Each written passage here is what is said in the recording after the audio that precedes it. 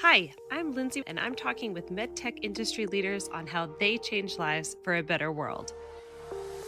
The inventions and technologies are fascinating, and so are the people who work with them. There was a period of time where I realized fundamentally my job was to go hang out with really smart people that are saving lives and then do work that would help them save more lives. I got into the business to save lives, and it is incredibly motivating to work with people who are in that same business, saving or improving lives. What better industry than where I get to wake up every day and just save people's lives? These are extraordinary people doing extraordinary work, and this is The Leading Difference.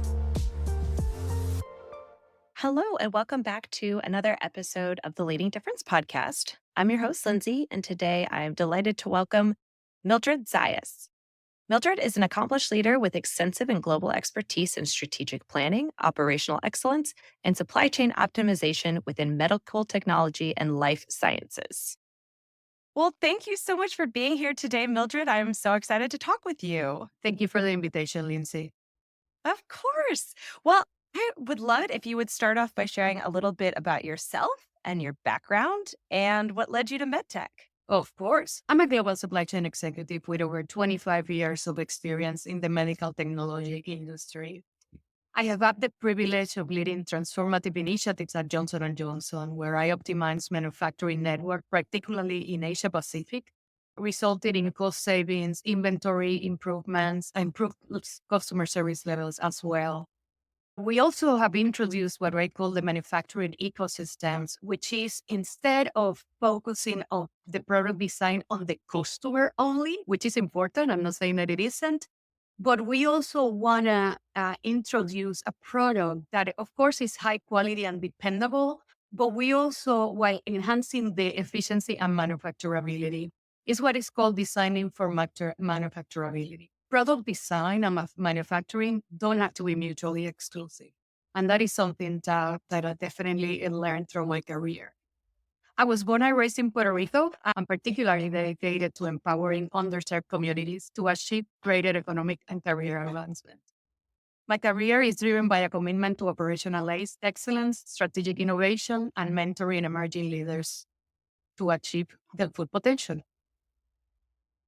That's amazing. Thank you so much for sharing a little bit about that. Sure. So I would love to go back a little bit further and start when you were young. Did you have any idea that something like this was something you wanted to do? What was your dream? What were you thinking about? So I have to say yes. And I'm an engineer by training, and I always wanted to be an engineer. My uncle was an engineer, even though he actually opened a university and did something different. He was pretty much, I guess the big person in our family. Everybody looked at him. We all wanted to be like my uncle, right? Unfortunately, he passed away.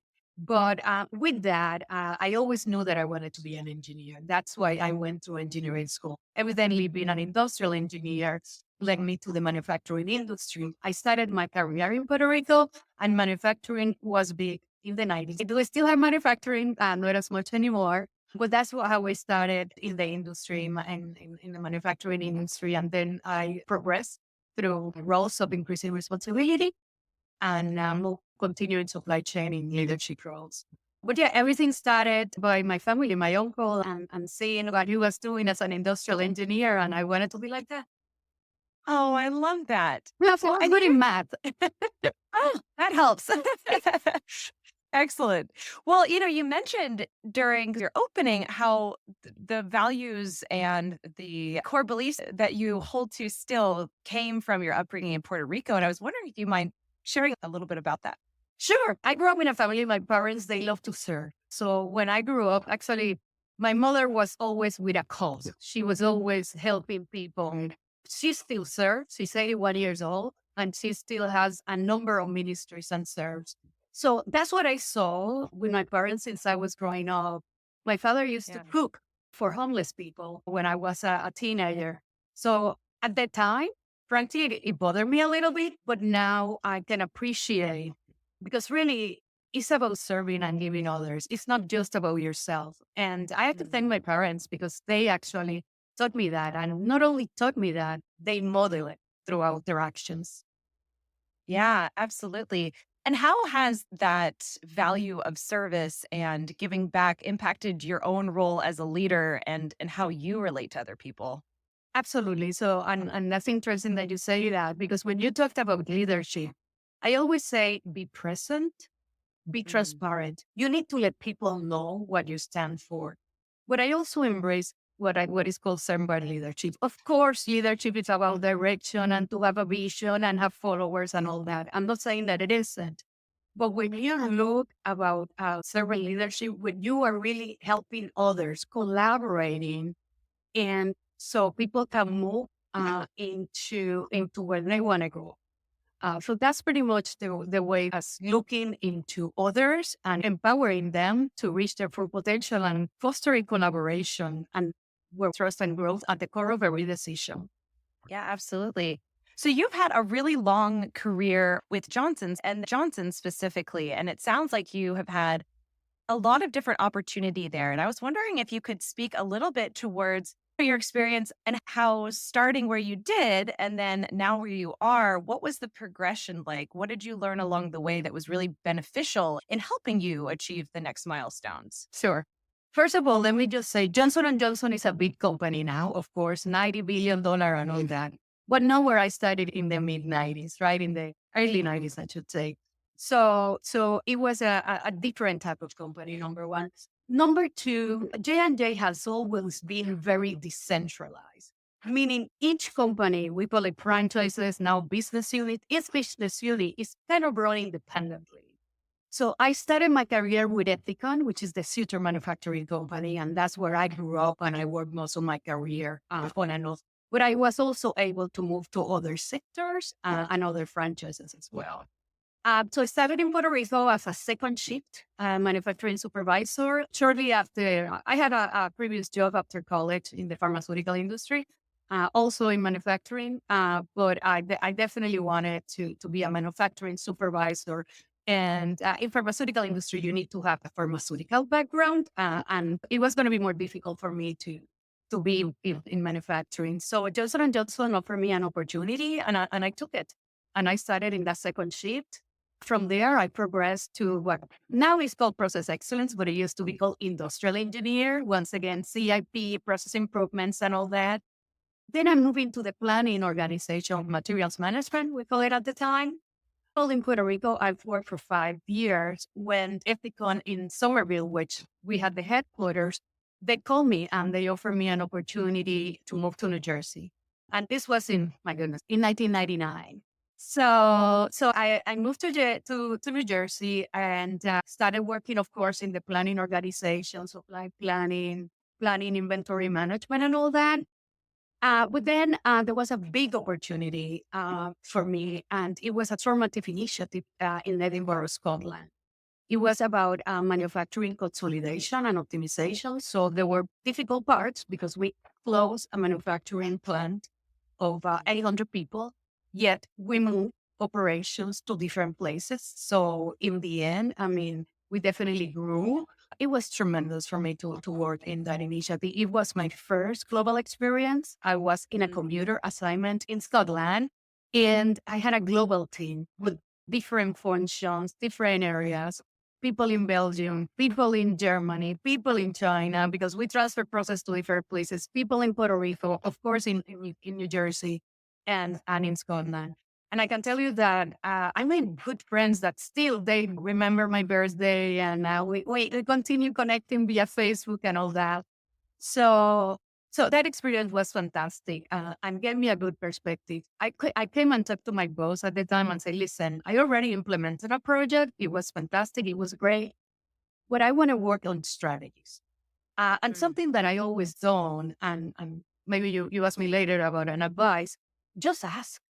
You know, Mm. people can say no, but I mean, just ask for what you want.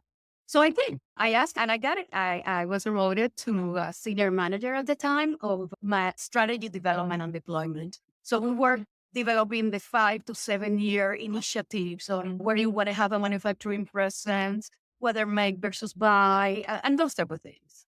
I did great. It was fantastic. And then I'm like, okay, I have worked in the US. I have worked in Europe.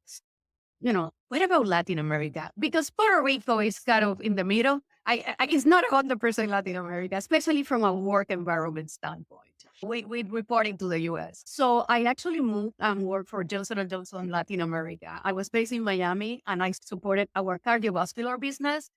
And I was there for years. And then the other 2 years, our diabetes care business. So I did that for several years. And then I moved back to New Jersey, where I actually continued developing strategies, was promoted into a directorship level, and worked closely with Asia Pacific. That's where I created strategies in the region and helped develop the network based on centers of excellence, reduce, of course, the footprint using a lot of suppliers and contract manufacturers as well. We try to optimize them all. So it was exciting. I actually got to live in Singapore for a year and a half. So it was fantastic. I was there in an international development assignment. Then I came back and I actually went back to Puerto Rico to work in global supply planning. I mean, that's where I started. As I mentioned to you, I did a lot of planning early on. And there was an opportunity there. Even though it was based in Puerto Rico, it was a global opportunity. So I have responsibility for team in Brussels. I have people in Juarez, Mexico, of course, in New Jersey, and I was based in Puerto Rico. Did that for a couple of years. And then actually I moved to Johnson & Johnson Consumer. And I was there for 4 years. And it was interesting because it's a very different pace, the pace of consumer goods versus medical devices. But it was a great experience. And once again, J&J is big, so I always wanted to take advantage and do different things. After that, I came back late in 2021 back to MedTech. It used to be called medical devices, by the way, but now it's MedTech. And I came back in a strategy and project management role. I have responsibility to develop the overall strategies, but it was not for, say, ethical, like before, one of the franchises, right? It was for all of them. So I was working with orthopedics, of course, surgery, vision care, and then our interventional cardiology. So that's been my career in J&J. I always say 3 areas of forte for me: manufacturing, obviously planning, project management, and strategy.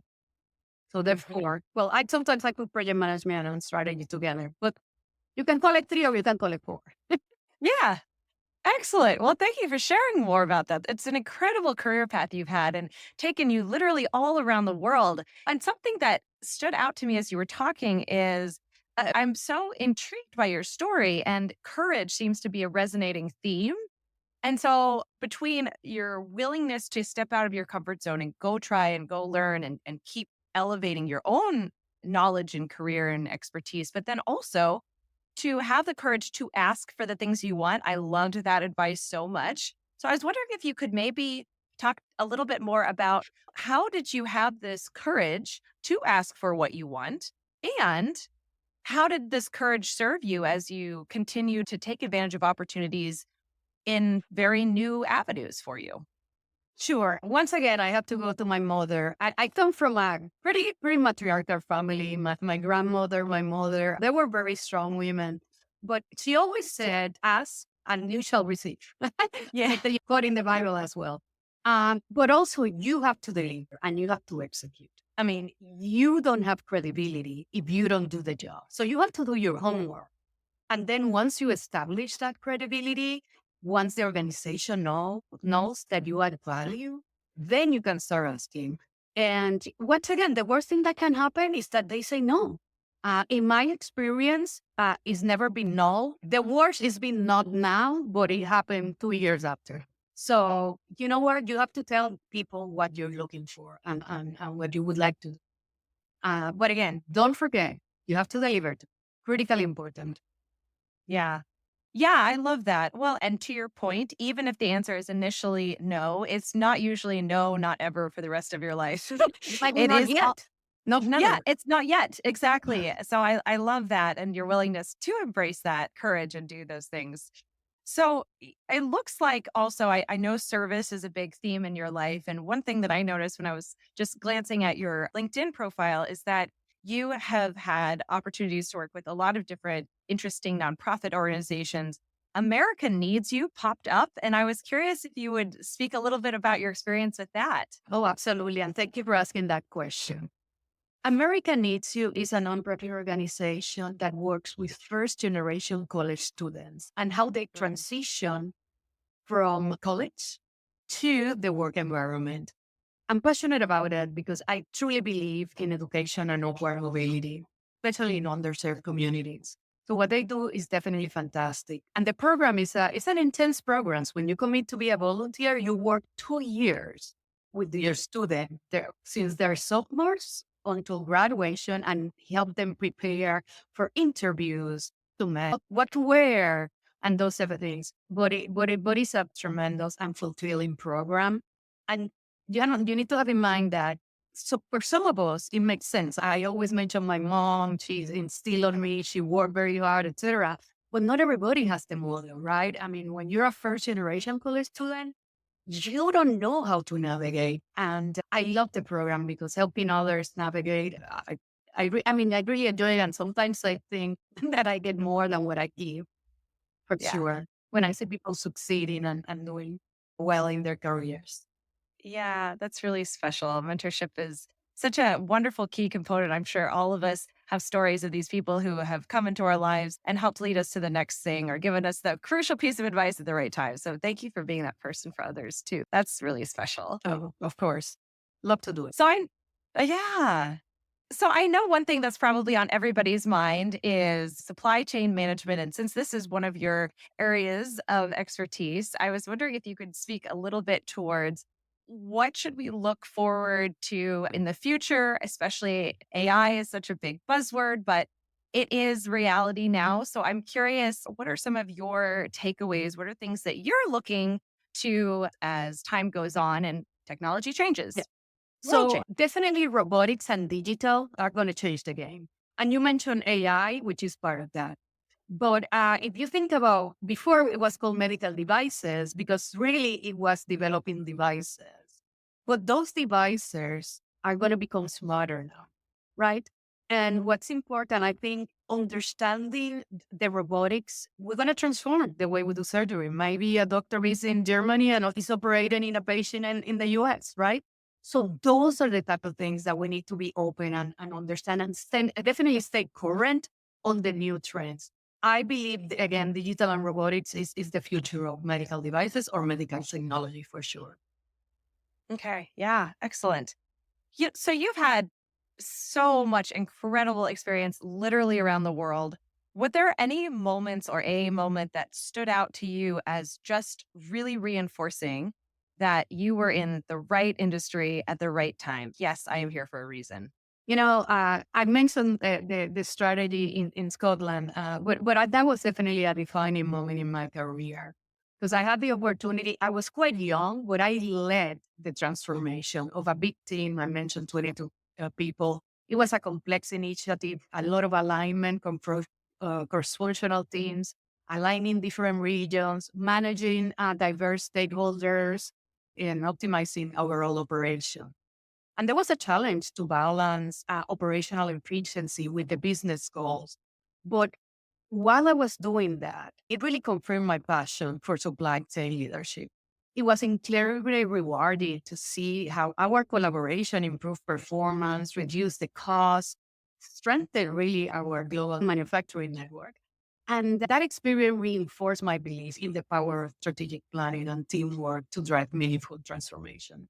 Yeah, of course. As you look towards the future for your own career and even for the future of medical devices, I know we touched on sort of your thoughts with that, but as far as your own career goes, what are you looking forward to coming up? What's your next challenge or adventure? Well, I'm glad you asked that question because I'm thinking more and more. I've been 30 years with J&J again, but I'm looking more and more into a portfolio career. So where I can definitely continue doing some supply chain strategy, etc., perhaps in a consulting way. But I would also like to serve on boards, participate in podcasts, for example. So I want to do a little bit more of that. I've done for many years the kind of 9 to 5 one thing in different scales and in different positions, etc. But my next step definitely is more into a portfolio career. So I'm not going to do one thing. I'm going to do more than one thing. And of course, I'm going to be using my background and my expertise for that. But I can also combine my passion while helping others. Yeah, absolutely. Well, that's exciting.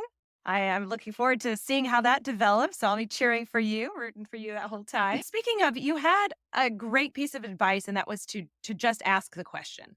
And I'm wondering if anything else that pops into your mind, just pieces of leadership advice that you might give, especially to someone who's earlier on in their career and might just need a little confidence boost. Yeah, my obviously ask for questions is good, but my best advice is really to focus on continuous learning and adaptability while building relationships. Relationships are critically important. The medtech industry is fast-paced and constantly evolving, so it's crucial to deepen both our technical expertise and our business acumen.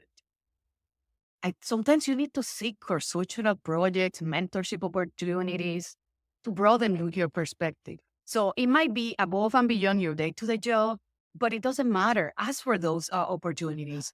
Also, building this network is critically important, and it's going to help you demonstrating resiliency, and it's going to set you apart as a future leader. I believe the other Roosevelt says something that, like, whenever you ask if you can do a job, tell them, certainly I can. Then get busy finding how to do it. So that's the way to do it. Just stretch yourself. Don't be afraid. Be excited. Fear paralyzes us when excitement allows us to move forward. That is such great advice. Thank you for that. Sure. I love that. And that's so great because you're absolutely right. You can use that strong emotional pull that often feels like fear. But what if you reframe it and think, hey, actually, this means I care a lot and I'm very excited about this. So let's use that as energizing, not debilitating. I love Correct. that. Yeah, Absolutely. absolutely. Absolutely. And by the way, one of my mentors told me that. I love that. I love it. Full circle. Absolutely. Well, pivoting the conversation a little bit just for fun. Sure. Imagine that you were to be offered $1 million to teach a masterclass on anything you want. It can be within your industry based on your experience, but it doesn't have to be at all. What would you choose to teach? That's a very intriguing question. And it's something I don't believe they give in college these days, but something along the line of advancing through corporate structures. I would love to teach young professionals how to navigate workplace politics, negotiate promotions, and manage career transitions. Something along those lines. We're educated very tactically, typically. Like in my case, I was an engineer, so I could do a lot of math and I could do a lot of models. And it was wonderful. But I didn't know how to navigate in the corporate environment. And it took some headaches and it took some time. So I would love to be able to do something like that for young professionals specifically. I love that. Well, I can sense a theme. Your heart is such a lovely heart of service and mentorship. So that is lovely. That is true. Yes, indeed. Yeah. Well, and sort of along those lines, how would you wish to be remembered after you leave this world? It's going to be also very similar. I definitely would wish to be remembered for guiding others toward reaching their full potential, especially those who face systemic challenges, and for helping them create their own path to success. I love that so much. Yeah. And then, final question. What is one thing that makes you smile every time you see or think about it? Well, you probably guessed this, but I'm telling you, seeing someone I've mentored or supported achieve their goals always makes me smile. It reminds me of the difference we can make in each other's lives. Absolutely. That's just absolutely beautiful. Thank you for sharing that. Thank you. So I am very excited to continue to watch your, how did you put it, portfolio career? That's what I'm trying to build. Okay. Unfold. So how can people maybe connect with you if they're interested in working with you as a supply chain executive or whatever else you plan to offer in this portfolio? Absolutely. They can follow me via LinkedIn. Is the best way. They're Mildred Zayas. So yeah, they can reach out. I'm happy to collaborate. I believe in teamwork, collaboration, and really helping each other succeed. Excellent. Excellent. Well, goodness gracious, this has been very wonderful. Thank you so much for spending some of your morning with us today, Mildred. Thank you for just sharing your advice and your heart for service and mentorship. And I'm so excited to see where this next step in your career takes you. So, like I said, I will be rooting for you every step of the way. Thank you, But Lindsey. I appreciate that. of course, we are so honored to be making a donation on your behalf today to Feeding America, which works to end hunger in the United States by partnering with food banks, food pantries, and local food programs to bring food to people facing hunger. And also, they advocate for policies that create long term solutions to hunger. So, thank you so much for choosing that charity to support. And we just wish you the most continued success as you work to change lives for a better world. Thank you. Very nice. Yeah. Yeah. And thank you also to all of our listeners for tuning in. And if you're feeling as inspired as I am right now, I'd love it if you'd share this episode with a colleague or two. And we'll catch you next time. The Leading Difference is brought to you by Velentium. Velentium is a full-service CDMO with 100% in-house capability to design, develop, and manufacture medical devices from Class 2 wearables to Class 3 active implantable medical devices. Velentium specializes in active implantables, leads, programmers, and accessories across a wide range of indications, such as neuromodulation, deep brain stimulation, cardiac management, and diabetes management. Velentium's core competencies include electrical, firmware, and mechanical design, mobile apps, embedded cybersecurity, human factors and usability, automated test systems, systems engineering, and contract manufacturing. Velentium works with clients worldwide, from startups seeking funding to established Fortune 100 companies. Visit Velentium.com to explore your next step in medical device development.